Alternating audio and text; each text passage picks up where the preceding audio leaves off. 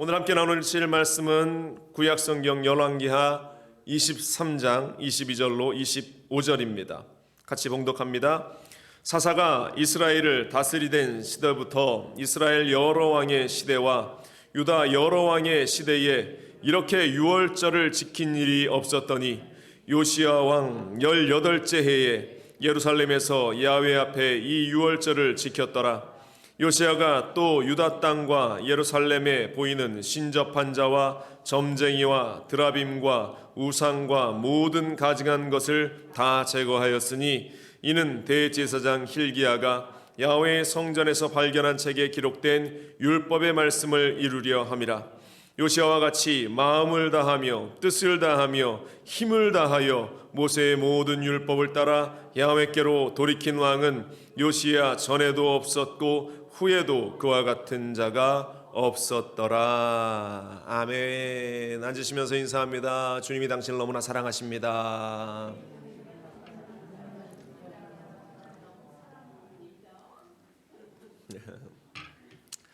주님이 여러분들 모두를 사랑하시고 하나님의 은혜 또 축복의 자리 가운데에 여러분들을 세워주실 줄로 믿습니다. 오늘도 우리가 동일하게 우리가 첫째 주, 둘째 주, 넷째 주는 우리 교회학교 또 아이들하고 같이 함께 예배를 드려요. 우리 아이들이 함께 어른 예배 드리는 가운데 또 힘들 수도 있고 어려울 수도 있지만 여러분들이 함께 기도하는 마음으로 또 믿음이 쭉 우리의 세대를 넘어서 흘러 갈 수 있도록 기도해 주시기를 바라고, 특별히 우리가 함께 기도한 대로 지금 우크라이나와 러시아 간의 전쟁이 일어났는데 너무나 어려운 상황이죠. 우리 루바 집사님, 우리 집사님 가족들 고향인데 그곳을 위해서 여러분들 기도해 주시고 속히 그 전쟁이 빨리 끝이 나서 평화가 그 땅 가운데 다가올 수 있도록 계속 중보하며 기도해 주시기를 부탁을 드리겠습니다. 오늘 함께한 열왕기하 23장 말씀을 중심으로 해서 제목은 이렇습니다. 전무후무. 따라합니다. 전무후무.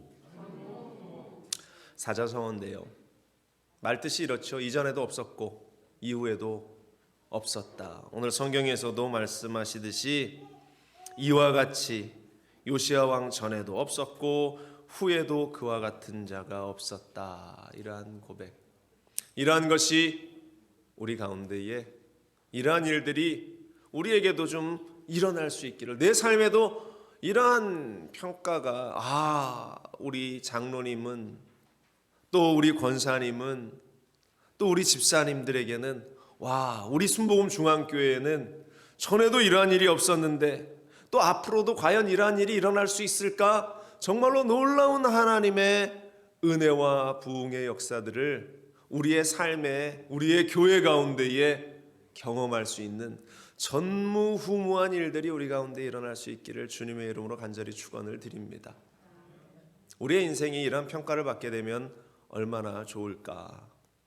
어제 뉴스를 이렇게 검색하다가 이 시대의 지성이라고 불렸던 그 이어령 교수님, 아시는 분들은 아시겠지만 천국을 가셨죠. 88세의 나이로 어제 돌아가셨다라는 보도가 있었습니다.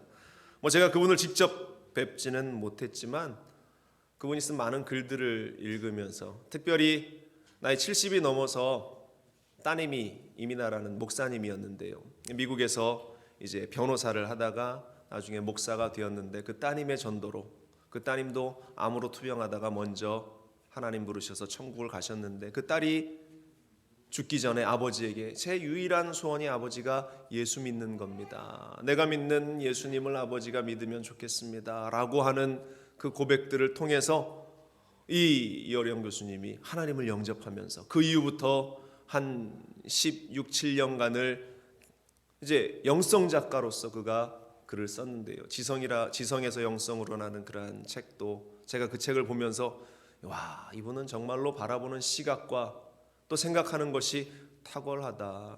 이분이 젊은 날 26살 때부터 문단에 등단하면서 당대의 기라성 같은 박동리 같은 그러한 작가들의 글들을 비판하면서 이 문학계에 떠오르는 그러한 지성으로, 그러면서 정말로 이 시대에 유일한 지성이다라고 불리는 그러한 호칭까지 얻으면서 활동했던 그런 분인데, 정말 한국 문단에 전무후무한 그러한 족적을 남기고 이제 주님 부르셔서 천국으로 가셨어요.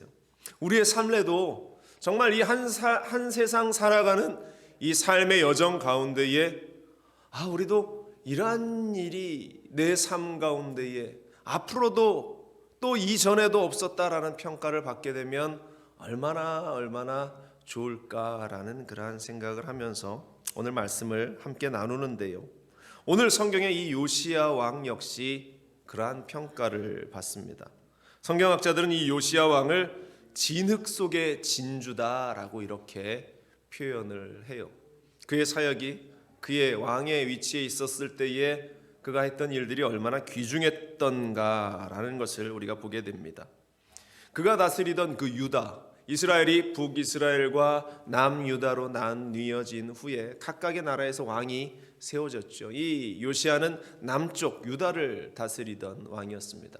할아버지가 므낫세라는 사람이었는데요. 이 사람 역시 전무후무한 그러한 이름을 날렸는데 그것은 악한 왕으로서의 아주 전무후무한 이름을 이 할아버지가 새기게 됩니다. 온갖 우상 숭배와 모든 악한 일을 이루었던 그 할아버지의 그러한 모습. 그런데 이 요시야는 그 할아버지와는 반대로 우상을 제거하고 예배를 회복하고 선왕들 때 이루어졌던 성전의 퇴락한 부분을 대대적으로 수리하면서 전무후무한 업적을 일을 남긴 왕. 열왕기하 21장 23절 24절은 이렇게 말합니다. 그의 아버지가 물러나고 요시야가 등극하는 장면이었는데요. 이렇습니다. 그의 신복들이 그에게 반역하여 왕을 궁중에서 죽임에 그 국민이 아몬 왕을 반역한 사람들을 다 죽이고 그 아들 요시야를 대신하게 하여 왕을 삼았더라. 어린 나이에 8살의 왕이 됩니다. 그런데 이스라엘의 역사 가운데에 그가 등장하면서 어떤 왕들이 이루지 못했던 전무후무한 그 일을 이루어냈던 그 왕. 사랑하는 여러분들, 지금 우리는 우리의 삶에도 전무후무한 그러한 일들을 우리는 겪고 있습니다. 코로나라는 이 환경이 정말로 어떠한 이전까지 있었던 어떠한 질병들보다 더 맹위를 떨치면서 이제 3년의 시간으로 이 시간들이 접어들면서 여전히 아직도 우리는 불안해하고 있습니다. 이러한 여러 가지 환경적인 상황들 가운데에 우리 가정, 우리 사회 가운데 그 어떤 때보다 전무후무한 하나님의 은혜의 역사가 있어야 할 것이다. 그 어떤 때보다 전무후무한 하나님의 축복이 우리 가운데에 있어야 할 때이다.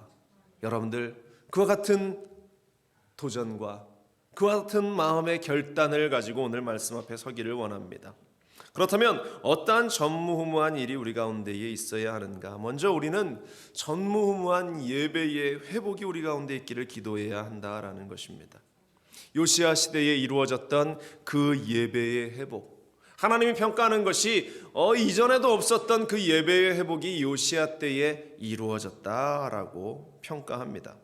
앞서 말씀드렸듯이 요시야 왕이 등극할 때에 이 유다 지역뿐만 아니라 북이스라엘 지역까지 우상 숭배가 얼마나 가득했든지 너무나 타락했던 그 시대. 앞서 잠시 말씀드린 대로 할아버지 므낫세란 사람은 악한 왕 중에 악한 왕이다라고 이름이 기록됩니다. 열왕기하 21장에 보면 이렇습니다.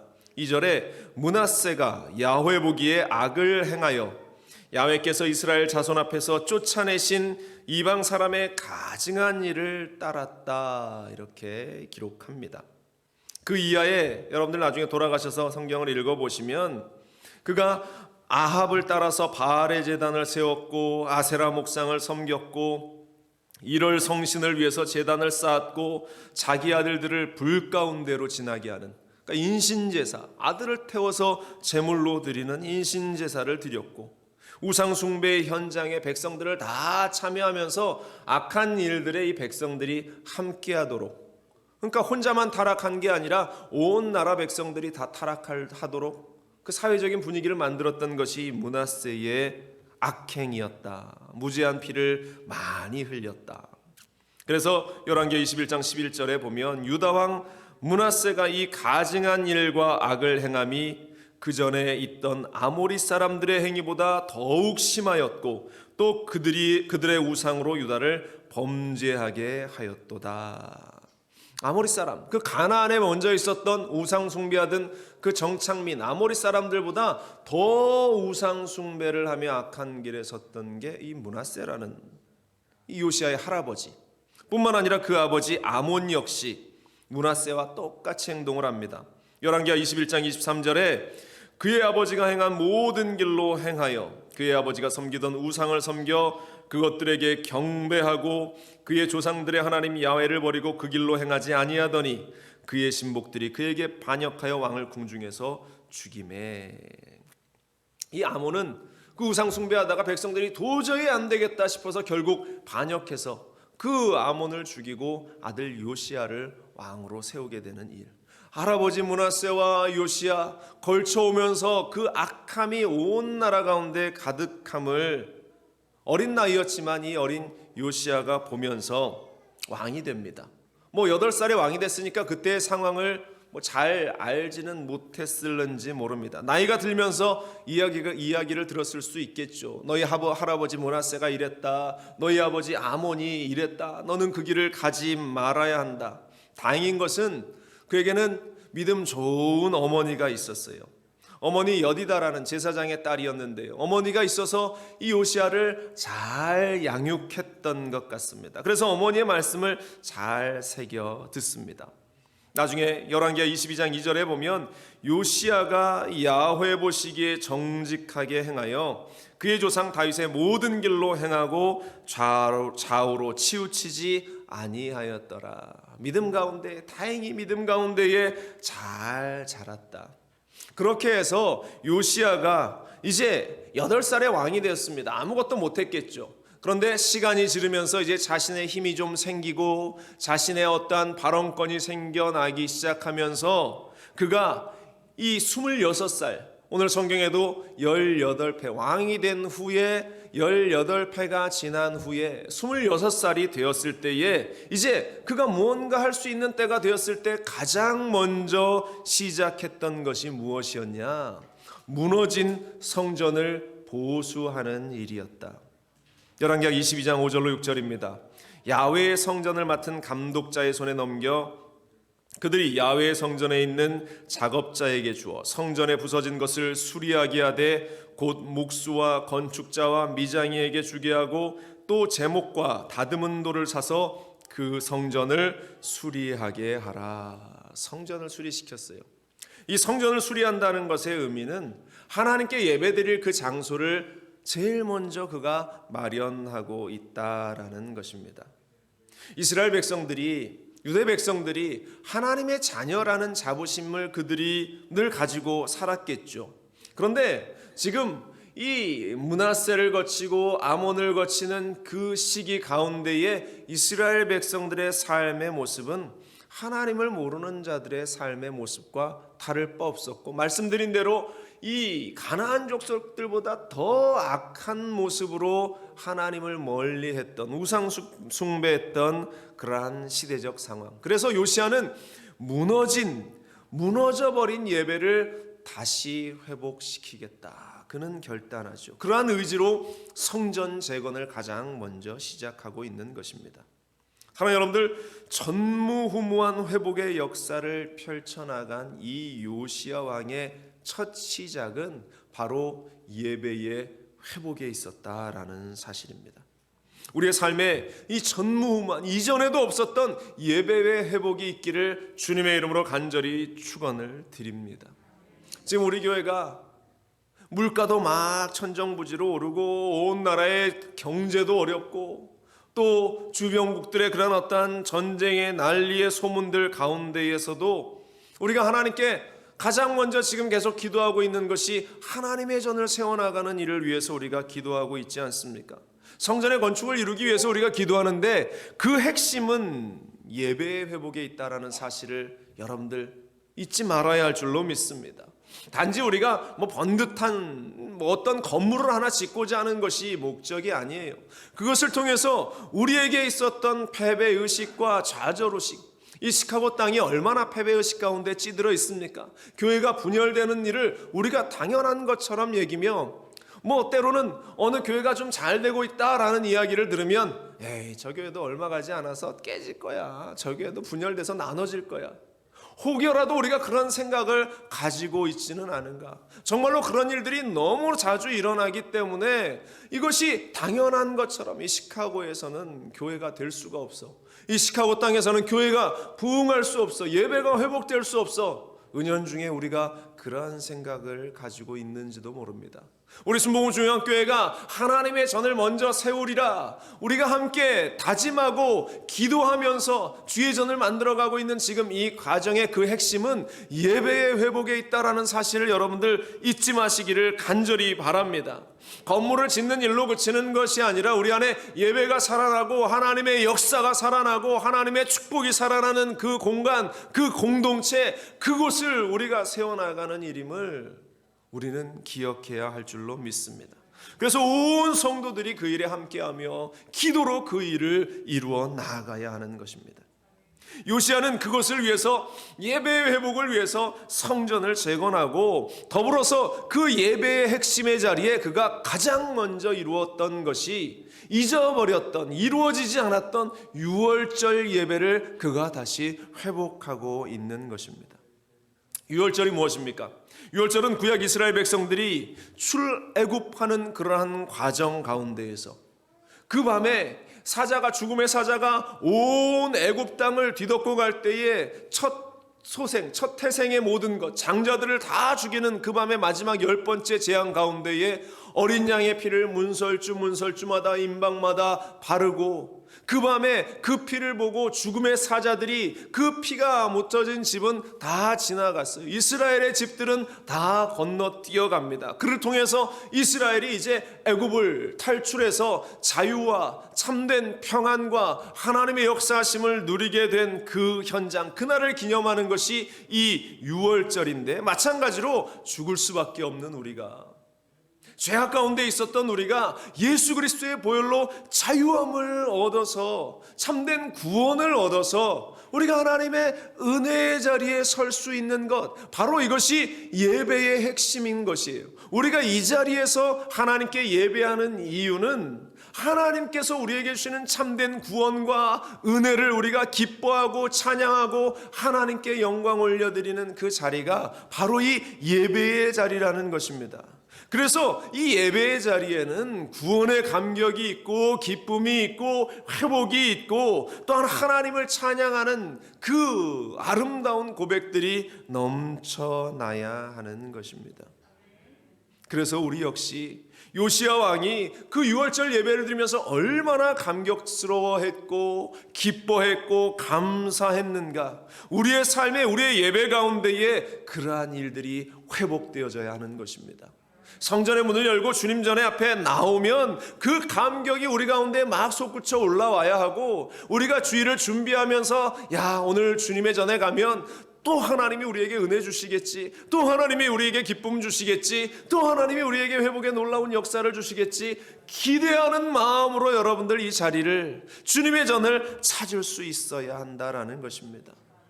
주의 전에 나와도 그만, 안 나와도 그만, 그것이 아니에요. 기대를 가지고 소망을 가지고 이 자리에 우리가 달려 나와야 하는 것입니다.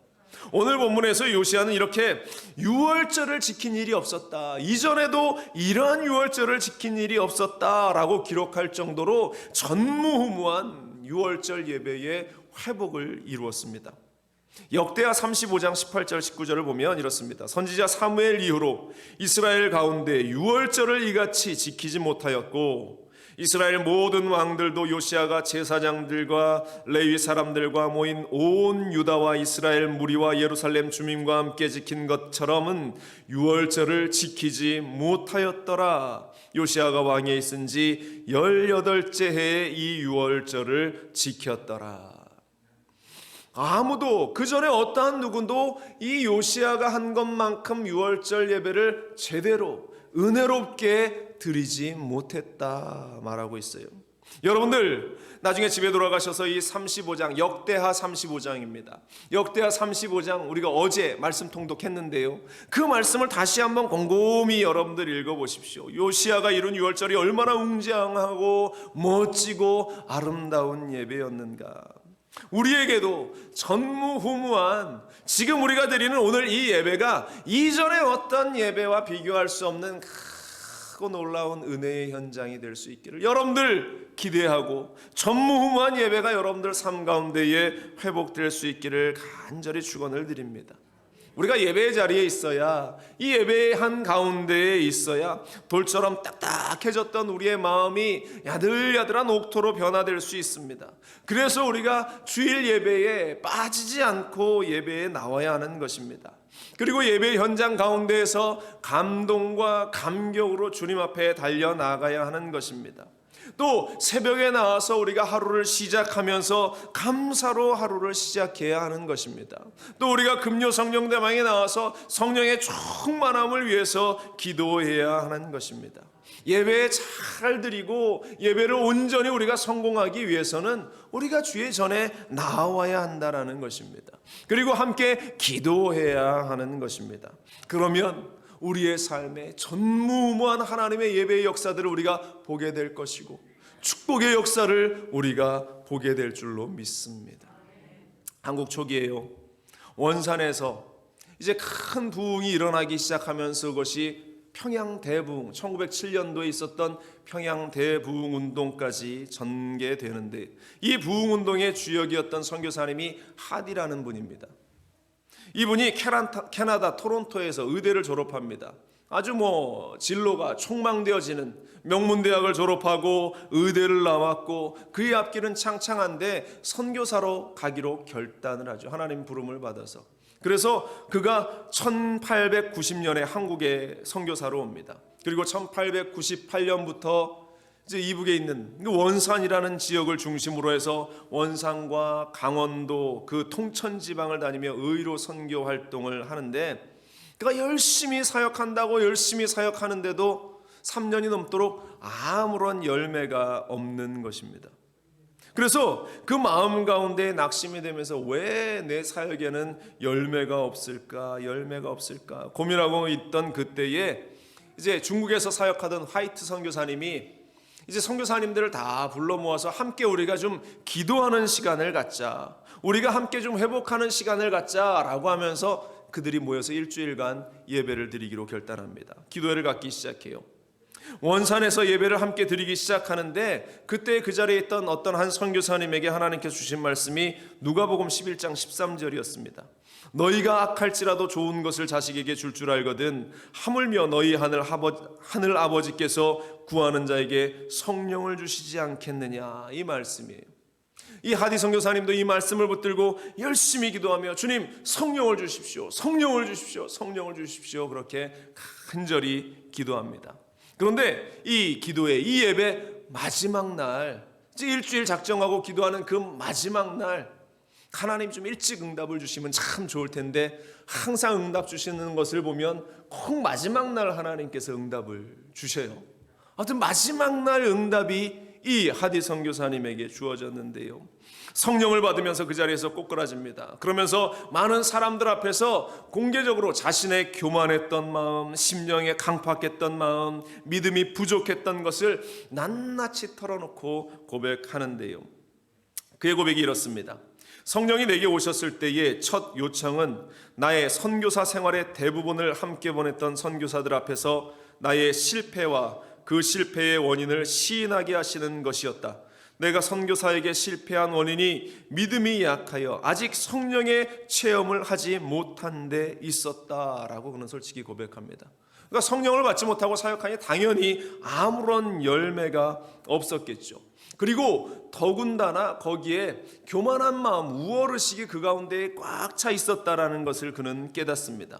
왜? 나는 잘 사는 나라에서, 나는 선진국에서 이 빈민의 나라, 가난한 나라에 왔기 때문에 내가 이들을 도와주는 것이 당연한 것이지, 내가 이들보다 훨씬 우월한 위치에 있지라는 그러한 생각들, 초기 교회에 많은 선교사님들이 가졌던 생각이고, 마찬가지로 지금도 이 미국이나 한국에서 가시는 선교사님들이 자칫 잘못에 빠질 수 있는 것이, 아프리카나 오지의 선교지를 가서 내가 저들보다 나으니까, 이 남미에 가서 내가 저들보다 더 나으니까 저들을 도와주러 가지라고 하는 그러한 착각 가운데 선교를 했기에 아무런 열매가 일어나지 않는 것이에요. 하나님의 역사를 이루어가는 그 현장 속에서 내 우월의식과 교만한 마음은 결코 어떠한 열매도 어떠한 부흥도 만들어낼 수 없다. 이 하디 선교사님이 그것을 깨닫고 통회하고 회개합니다. 하나님, 내 교만했던 모습을 용서하여 주옵소서. 이 고백을 듣고 함께했던 모든 선교사님들이 도전을 받고 같이 눈물로 회개하면서 큰 부흥이 이 원산에서 일어나기 시작했고, 이 원산 대부흥 운동이 결국 평양까지 이어지면서 1907년 그 평양 대부흥 운동의 시발점이 바로 이 하디 선교사님과 선교사들의 그 기도를 통해서 이루어졌다. 여러분들, 예배의 자리 가운데에서 하나님께서 성령을 주시고, 예배의 자리 가운데에 하나님이 도전을 주셔서 부흥의 시작을 그 예배로부터 허락하신다라는 사실을 우리는 이 아침 깨달아 알아야 할 줄로 믿습니다. 그래서 우리의 삶에 전무후무한 예배의 회복이 있기를, 여러분들 기도하며 예배의 자리로 달려 나올 수 있는 우리가 되기를 간절히 축원을 드립니다. 두 번째로 우리에게 필요한 것은요, 전무후무한 그리스도인의 가치관의 회복입니다. 이전에도 없었던 우리의 가치관의 회복이 지금 우리 가운데에 일어나야 한다라는 것. 예배가 회복되면 그리스도인으로서의 정체성이 회복돼요. 내가 누구인지를 이제 알게 되는 것입니다. 그러면 그 가치의 기준도 바뀌어지고 회복되어진다라는 것. 달라지는 것이 아니라요, 회복되어지는 것. 이전에 가졌던 것이 다시 기억되고 살아나게 된다라는 사실입니다. 여러분들, 지금 우리가 살아가고 있는 이 세대의 가치의 기준은 무엇입니까? 돈이에요, 돈. 이 세대는 모든 것을 돈으로 판단하면서 내가 얼마의 연봉을 받느냐가 나의 위치를 결정해주는 그러한 요소처럼 작용되기 시작합니다. 이런 사고가 교회 안에 들어와서 마찬가지로 교회도, 야, 니네 교회 몇 명이나 되냐? 교회 사이즈가 곧 그 교회의 어떠한 모습처럼 보이기 시작합니다. 우리 순복음 중앙교회 모교회가 되는 교회는 한국에 있는 여의도 순복음 교회입니다. 세계에서 가장 큰 교회죠. 가장 많은 사람들이 모이는 그러한 교회입니다. 그런데 사실 이 여의도 순복음 교회 안에서는 우리 성도들이 몇 명인지, 우리 성도들이 얼마나 되는지 그렇게 크게 이야기하지 않습니다. 처음 인원수를 카운트하며 계수하기 시작한 것이 교회가 막 부흥하기 시작하니까 사람들이 밖에서 묻는 거예요. 니네 성도들 몇 명이나 되냐? 니네 교회 성도들 얼마나 되냐? 그러니까 카운트를 한번 해봤죠. 그랬더니 30만이 된다, 40만이 되고 50만이 되고 80만이 된다. 야, 그러면 세계에서 가장 큰 교회 아니냐? 찾아보니까 이만큼 되는 교회가 없더라. 그래서 기네스북에도 등재되고 사람들이 이야기하는 그러한 이야기를 듣게 된 것이지, 우리 교회에서는 오직 예수를 생각하면서 복음을 전하는 일에 열심을 내다 보니까 자연스럽게 하나님께서 은혜를 주셔서 그 교회를 부흥케 한 것이지, 처음부터 우리는 목표가 50만 명이야, 처음부터 우리는 목표가 80만 명이야, 목표를 정하고 그 일을 이루어 나간 게 아닙니다. 설령 우리가 그렇게 목표를 정한다고 그것이 이루어지겠습니까? 사람의 힘과 사람의 능력으로 그 일이 이루어지겠느냐? 세상의 가치관을 우리는 버려야 할 줄로 믿습니다. 하나님의 가치관, 우리가 예배를 통해서 회복되기를 원하는 것은 바로 이 하나님의 가치관을 우리가 가지면서 우리 교회가 건강한 교회로, 우리의 삶이 건강한 삶의 모습으로 회복되어지는 일이다. 그렇다면 여러분들, 하나님이 원하는 가치관은 무엇입니까? 하나님이 원하는 가치, 하나님이 원하는 가치관은 얼마나 우리가 신실한가, 하나님이 원하시는 가치관은 얼마나 우리가 순종하고 있는가, 하나님이 원하시는 가치관은 얼마나 우리가 충성하고 있는가, 하나님이 원하시는 가치관은 얼마나 우리가 하나님을 사랑하고 있는가. 요시야 시대의 성전의 회복과 예배의 회복은 전무후무한 가치관의 변화를 가져왔습니다. 우상을 숭배해야, 바알을 섬겨야 비가 온다라고 생각했던 그것, 바알을 섬겨야 풍요가 온다라고 생각했던 그것, 그러한 잘못된 가치관을 버리게 되는 것입니다. 하나님을 의지해야 한다라는 그러한 가치관이 그 가운데에서 살아나기 시작하면서 바로 이것을 통해서 새로운 가치관으로 그들이 일어설 수 있게 되었다라는 사실. 그런데 이러한 가치관의 변화는 오직 예배를 통해서, 오직 예배를 통해서 일어난다라는 사실을 우리는 잊지 말아야 할 줄로 믿습니다. 요시야 왕이 백성들 앞에서 외칩니다. 열왕기하 23장 3절에 왕이 단 위에 서서 야훼 앞에서 언약을 세우되 마음을 다하고 뜻을 다하여 야훼께 순종하고 그의 계명과 법도와 율례를 지켜 이 책에 기록된 이 언약의 말씀을 이루게 하리라 하매 백성이 다 그 언약을 따르기로 하니라. 백성이 다 그 언약을 따르기로 했다. 그들이 새로운 가치관으로 변화하기 시작했다. 여러분들, 우리는 그리스도인의 가치관을 가지고 살아야 합니다. 사단은 끊임없이 우리를 헷갈리게 하죠. 끊임없이 우리를 혼란스럽게 합니다. 그러면서 두 주인을 너희가 다 섬길 수 있어, 돈도 섬길 수 있고 하나님도 섬길 수 있어 라고 우리에게 속삭입니다. 그러나 이스라엘 백성들의 모습을 보세요. 그들이 하나님 앞에서 40년간을 그렇게 훈련을 받았습니다. 광야에서 하나님을 섬기는 것이 어떤 일이고, 우리가 지난주에도 봤듯이 그들이 성막을 쳐도 가운데 있는, 그들이 그 장막을 쳐도 가운데 있는 성막을 향해서 그들이 모든 시선을 맞추어서 살아갈 수 있도록 하나님께서 그들을 훈련시키고 또 그들을 다듬으셨는데, 40년 후에 그들이 가나안 땅에 들어와서 얼마 있지 않아서 하나님이 가르치신 그 가치관들을 그들이 다 잊어버리고 세상의 가치관 가운데에 매몰되어서 우상을 숭배하고 또 하나님을 버리는 일들이 비일비재하게 그 사사시대에 이루어졌던 그 모습, 인간이 얼마나 연약한가라는 사실을 우리가 보게 됩니다. 끊임없이 우리가 예배의 자리를 지키지 않으면 우리는 그리스도인의 가치관을 지켜나갈 수 없다라는 것을 바로 이 이스라엘 백성들이 우리에게 늘 보여주고 교훈하는 것입니다. 여러분들, 예배의 자리를 지킴으로 그리스도인의 가치관을 늘 지켜나갈 수 있기를 간절히 바랍니다. 지금 이 시대에 전무후무한 그 가치관의 변화가 바로 우리에게, 우리 교회 위에 있기를 다시 한번 주님의 이름으로 간절히 축원을 드립니다. 세 번째로, 이러한 일들을 위해서 우리에게 필요한 것이 무엇이냐? 바로 전무후무한 실천이 우리 가운데에 있어야 한다라는 것입니다. 이전에 하지 않았던 삶의 실천의 모습.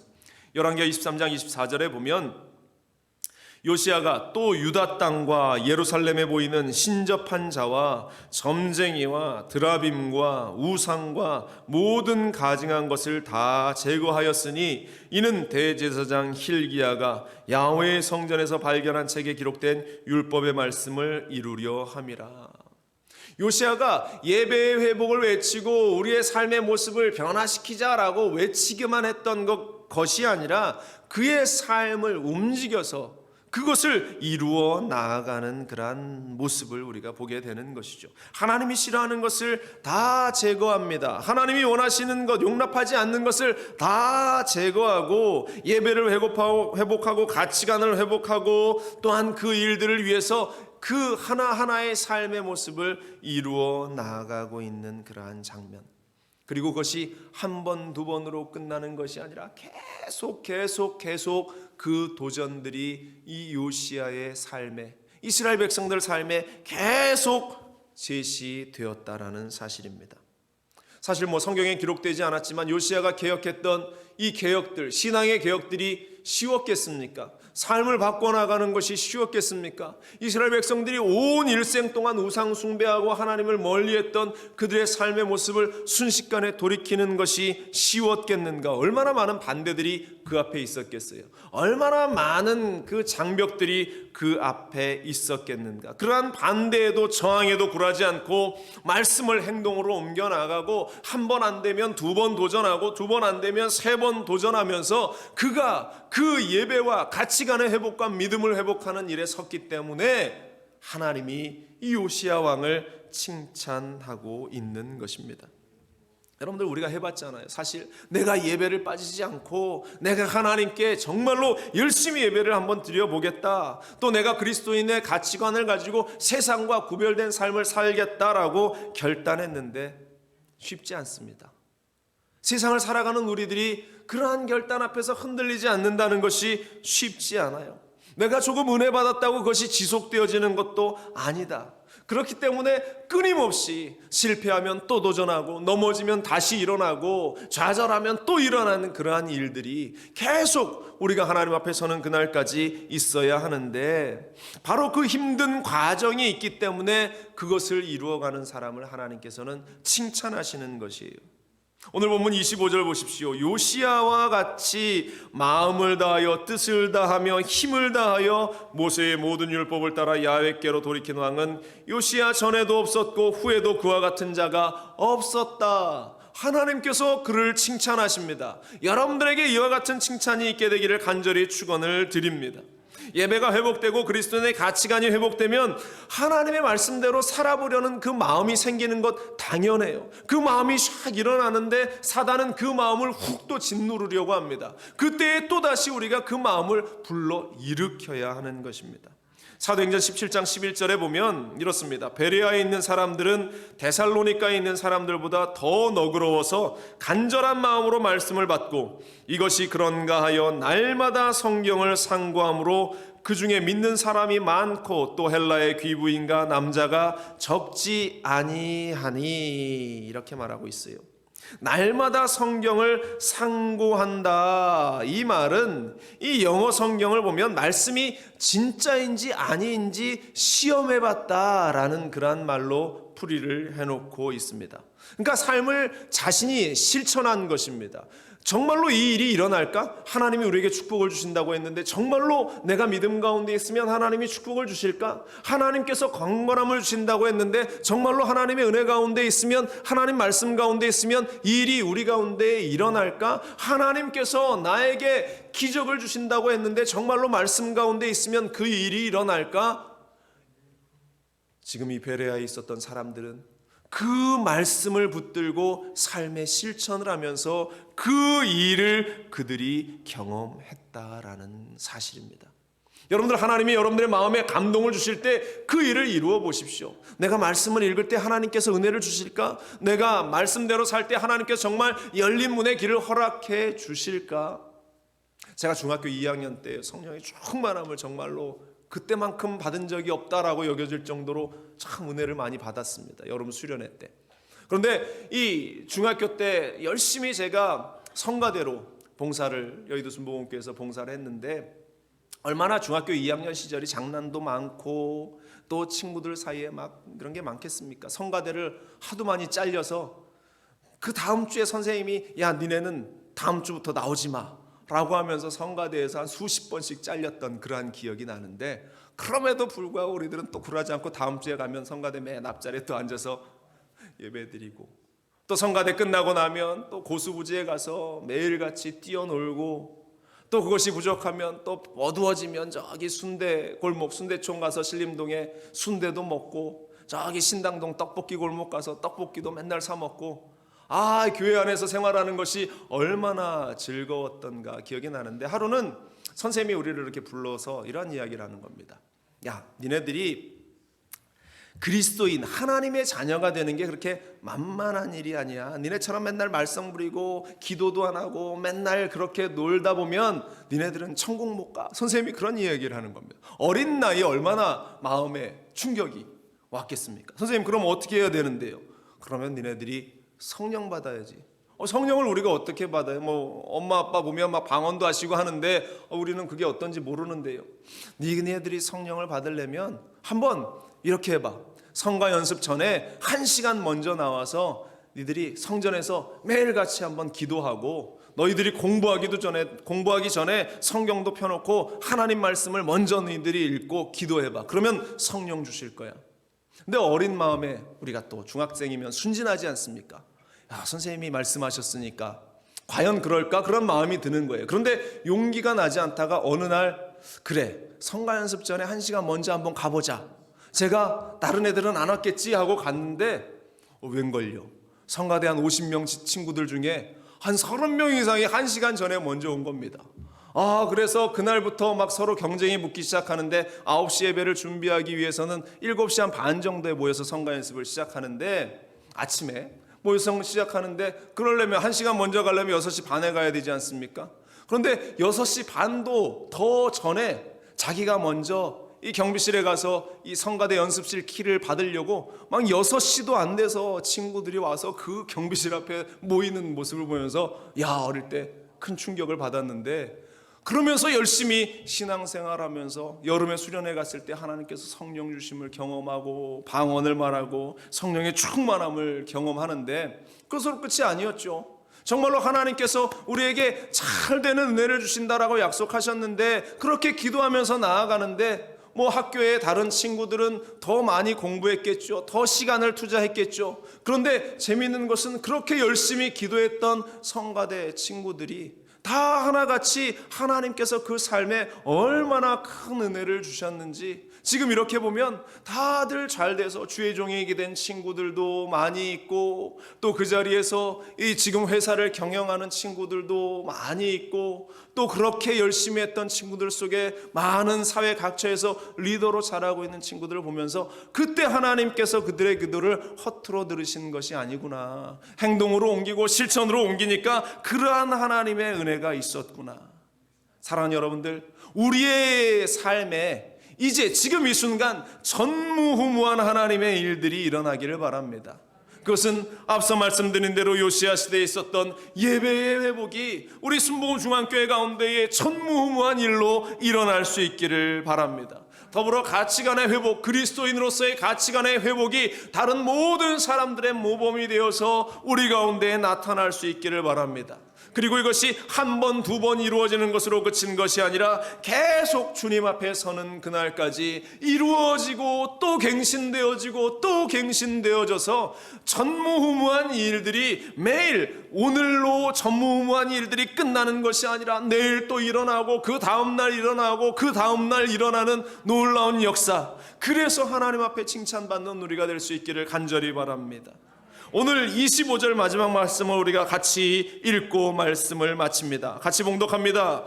요시야와 같이 마음을 다하며 뜻을 다하며 힘을 다하여 모세의 모든 율법을 따라 야훼께로 돌이킨 왕은 요시야 전에도 없었고 후에도 그와 같은 자가 없었더라.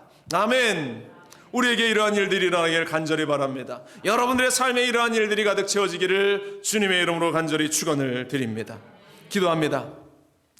오늘도 우리 가운데 살아서 역사하시는 좋으신 하나님, 전무후무한 하나님의 은혜의 역사가 우리 안에 있기를 원합니다. 하나님의 도우심의 역사가 우리 가운데 있기를 원합니다. 예배의 회복이 우리 가운데 있기를 원합니다. 가치관의 회복이 우리 가운데 있기를 원합니다. 실천의 회복이 우리 가운데 있기를 원합니다. 주님 함께하여 주옵소서. 주님께서 우리의 모든 삶의 주관자가 되심을 믿고 감사드리며 이 모든 말씀으로 주 예수 그리스도의 이름으로 간절히 기도합니다. 아멘.